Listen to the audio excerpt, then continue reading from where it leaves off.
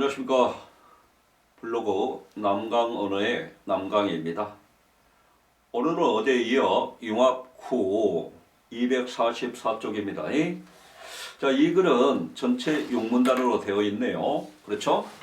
이 글은 데카르트 운동량 보존 법칙에 관한 글이죠. 자, 1문단 보겠습니다. 좀 빨리 읽어 나가겠습니다. 1문단의 첫 번째 문장 쭉 밑줄입니다.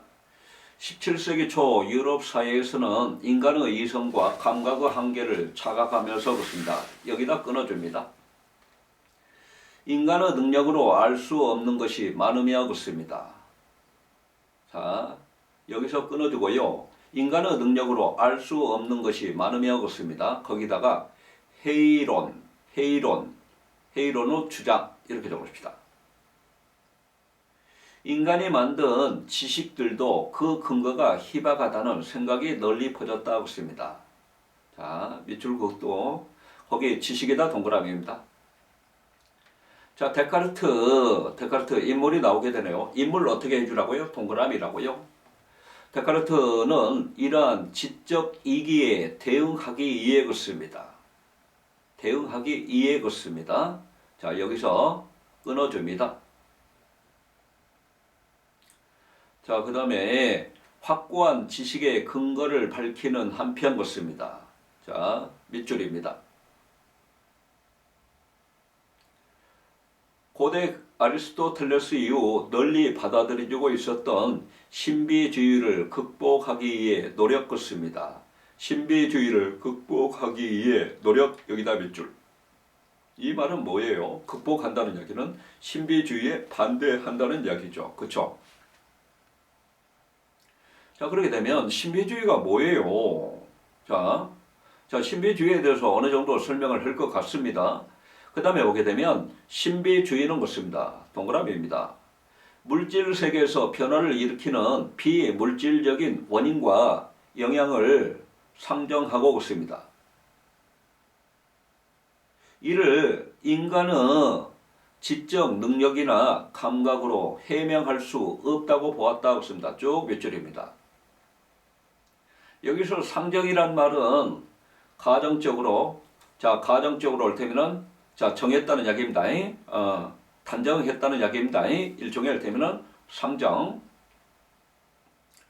비물질적인 원인과 영향을 탐구의 영역밖이라 생각함으로써 지적 한계를 설정해 놓았던 것이다. 그렇습니다. 그렇죠?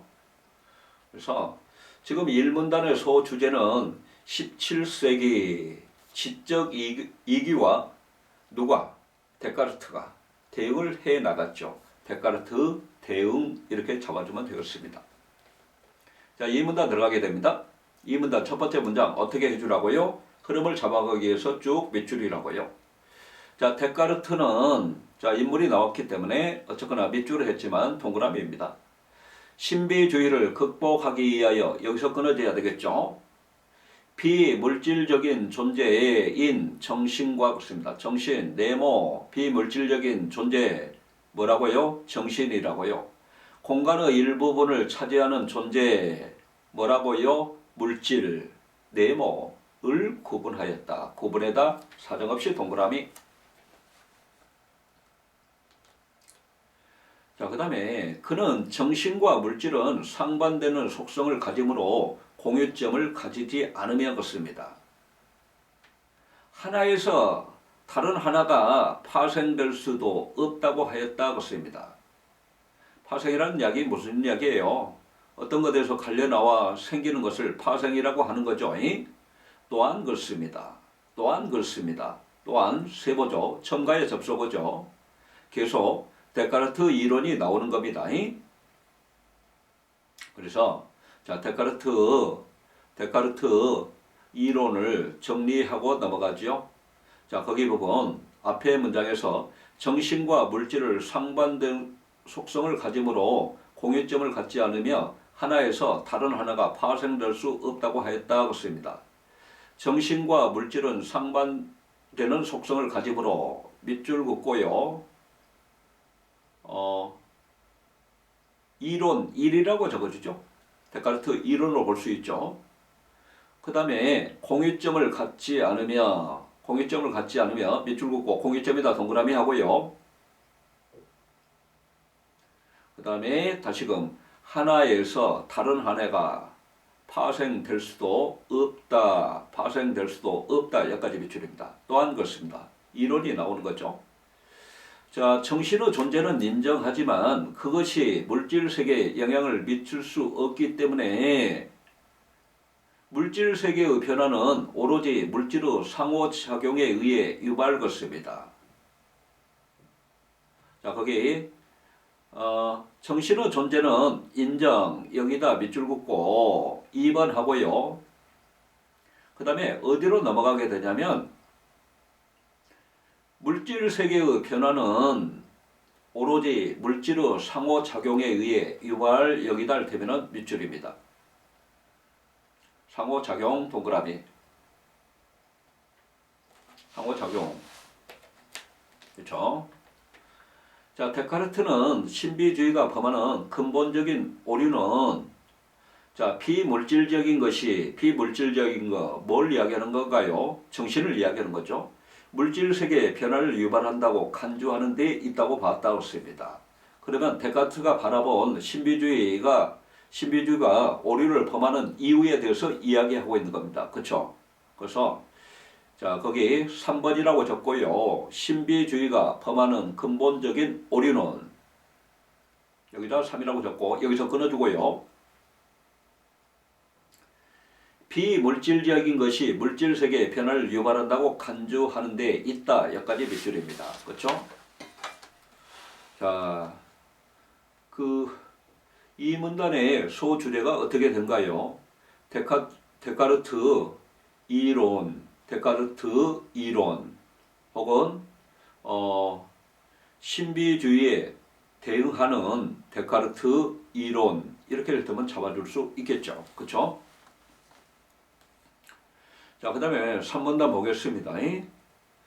데카르트는 계속 데카르트가 반복이 됩니다. 자, 그 다음에 첫 번째 문장 밑줄이죠. 모든 자연의 변화가 물질 세계를 이루는 입자들의 운동에 이루어진다고 보고 독자적인 운동론을 구축했다. 그렇습니다. 쭉 밑줄입니다. 그러면서요, 데카르트 동그라미. 자, 모든 자연의 변화가 끊어주고요. 물질 세계를 이루는 입자들의 운동에 의해 이루어진다고 보고 독자적인 운동론을 구축했습니다. 자, 여기요. 입자들의 운동 동그라미입니다. 입자들의 운동 동그라미. 자, 거기 보죠. 그는 운동을 물체를 움직이게 하거나 정지하게 하는 능동성을 가진 작용이 아니라 이동 자체로 보았다고 씁니다. 자, 그는 운동을 걷습니다. 그는 자, 밑줄 하고요. 운동을 동그라미 하고요. 자, 이동 자체로 보았다. 쭉 밑줄. 이동 동그라미. 그는 신이 물질 세계를 창조하고 입자들의 최초 이동과 정기를 부여하고 있습니다.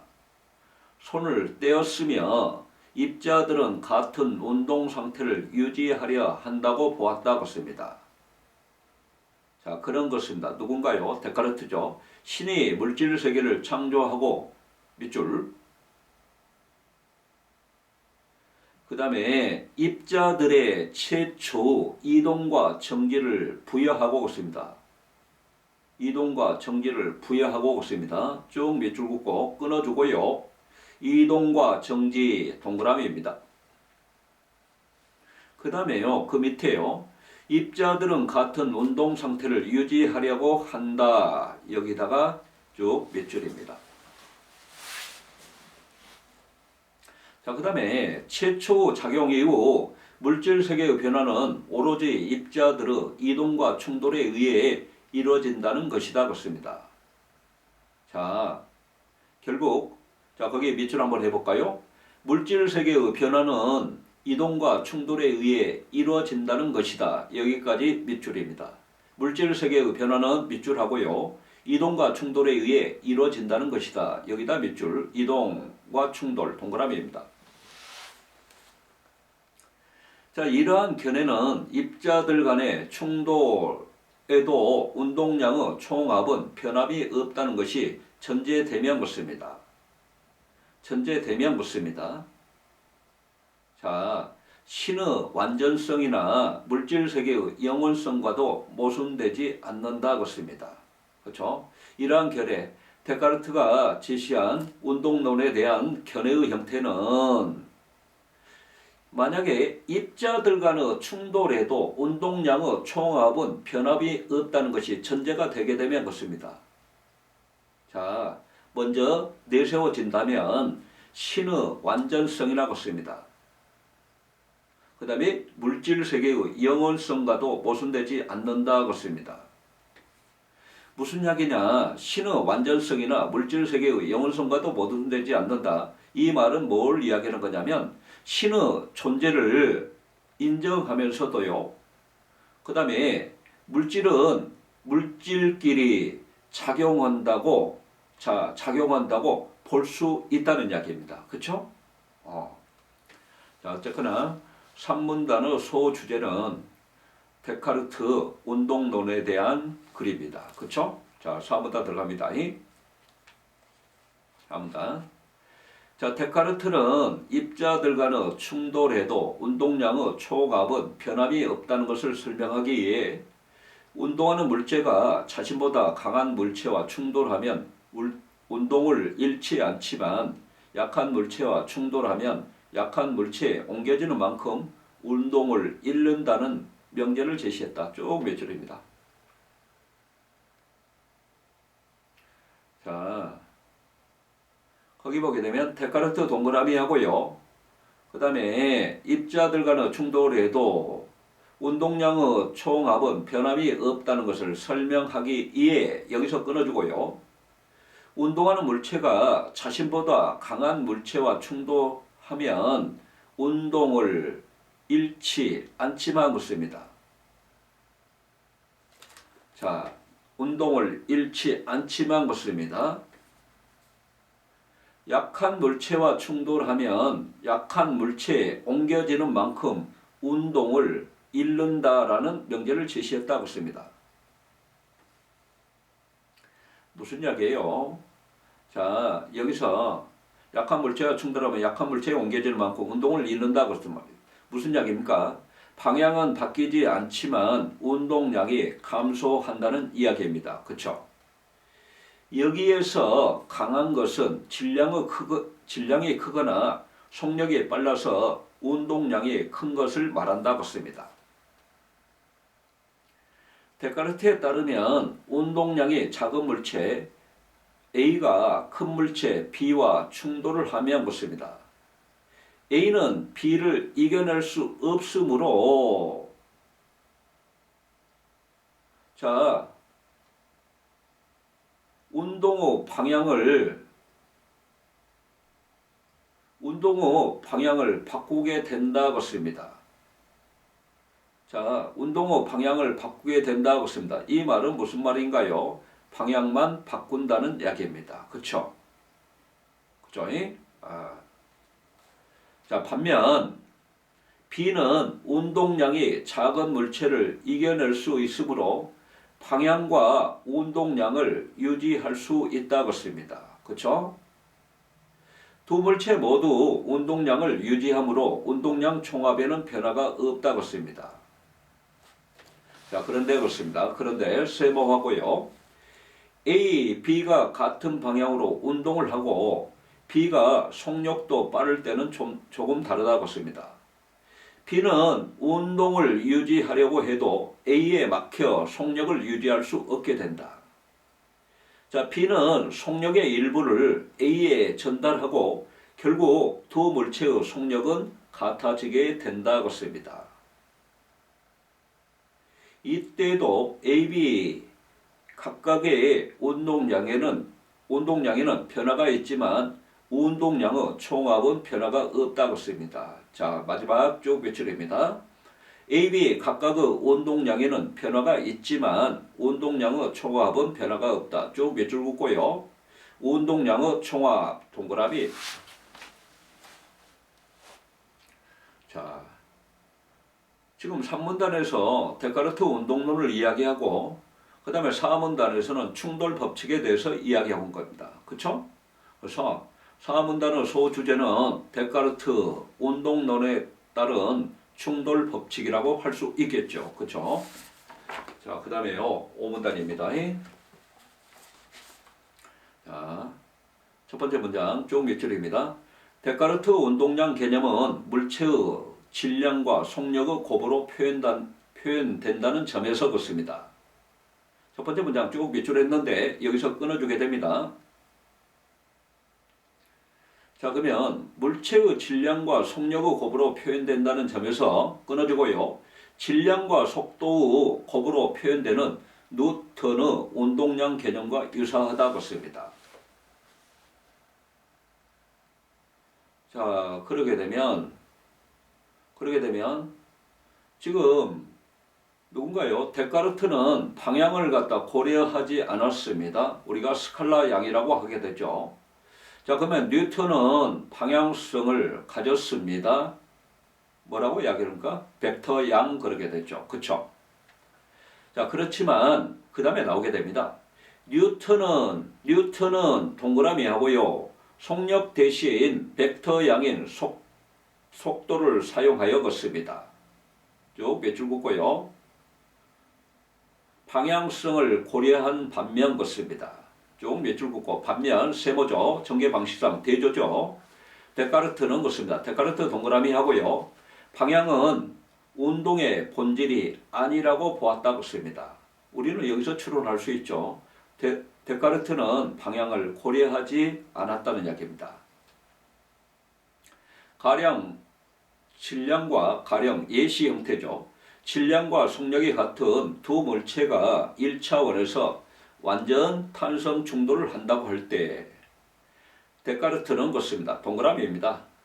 방향성이 없는 스칼라 양으로만 운동량을 정의하기 때문에 밑줄 각각의 운동량 스몰 a라고 하게 되면 운동량의 총합은 2a가 된다고 씁니다. 그렇죠? 두 물체는 충돌로 각각 반대 방향으로 운동하게 되는데 운동량의 총합은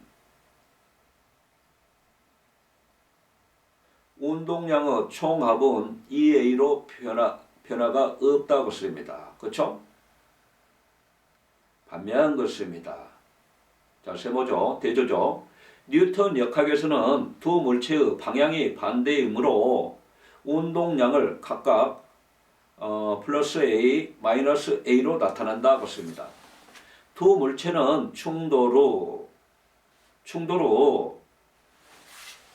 각각 마이너스 A와 플러스 A의 운동량을 가지며 걷습니다. 자, 속도 교환이 일어나고 두 물체가 할 때는 반대 방향으로 가게 되네요. 충돌 전후 운동량의 총합은 모두 0으로 변화가 없다고 씁니다. 자, 그 다음에요. 이 경우는 수치상의 차이가 있지만 데카르트 설명이 뉴턴과 크게 다르지 않다고 씁니다. 그런데 질량이 1매스로 같고 속력이 각각 2V와 4V인 두 물체가 1차원에서 완전 탄성 충돌을 할 때를 생각해 보자고 씁니다. 데카르트 설명으로는 두 물체는 충돌로 각각 3V의 속력을 가지며 같은 방향으로 움직이게 된다.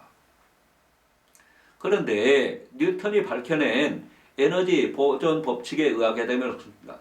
자, 그런데 그렇습니다. 여기다 세모하고요. 뉴턴 동그라미 하고 밝혀진 에너지 보존 법칙에 의하게 되면 물체의 운동 에너지는 동그라미 하고요. 질량 곱하기 속력의 제곱을 2로 나눠준 것으로 나타낼 수 있으며 이 에너지는 보존된다고 씁니다. 그렇죠? 그러면 데카르트 설명은 자 무슨 이야기인가요? 지금 맨 처음에 2V, 4V였는가요? 그렇죠? 거기 되면 2V 제곱을 2로 나눠주고 그 다음에 다시금 4V 제곱을 2로 나눠주게 되면 어떻게 된가요? 자, 10mv 제곱이 되겠죠. 그렇죠? 근데 충돌 이후에 자, 각각 3V의 속력을 가진다 하게 되면 자, 3V의 제곱을 2로 나눠주고 3V의 제곱을 2로 이렇게면 나눠주게 되면 뭐가 나오게 되냐면 9mv 제곱이 나온다는 이야기입니다. 그렇죠? 그러면서 에너지 보존 법칙에 어긋나게 된다 그렇습니다. 그렇죠? 거기 부분 데카르트 설명은 여기서부터 되면은 거기까지 쭉 몇 줄입니다. 그래서 실제로는 질량이 같은 두 물체가 1차원에서 완전 탄성 충돌할 때 속도 교환이 일어나기 때문에 그렇습니다. 여기다 밑줄 긋고 중요 표시 속도 동그라미. 그래서 자 각각 플러스 2V 마이너스 4V였다면 충돌 후에는 마이너스 4V 플러스 2V가 된다는 것이다 그렇습니다. 그렇죠? 자 지금 오문단에서 뭘 이야기하고 있는가요? 데카르트하고 뉴턴의 운동량 보존 법칙에 대해서 비교를 하고 있죠. 자 마지막 문단입니다. 과학자들이 실제 정량적인 실험을 해본 결과 데카르트 견해 중에는 실험 결과와 부합하지 않는 것들이 상당수 있었다 그렇습니다. 쭉 몇 줄입니다. 그러면서 실험을 해본 결과 여기서 끊어지고 데카르트 견해 동그라미예요. 이후 과학자들은 데카르트가 정신적인 요소로 보고 배제하려 했던 인력이라는 개념을 사용함으로써 운동을 보다 성공적으로 설명할 수 있었다 그렇습니다.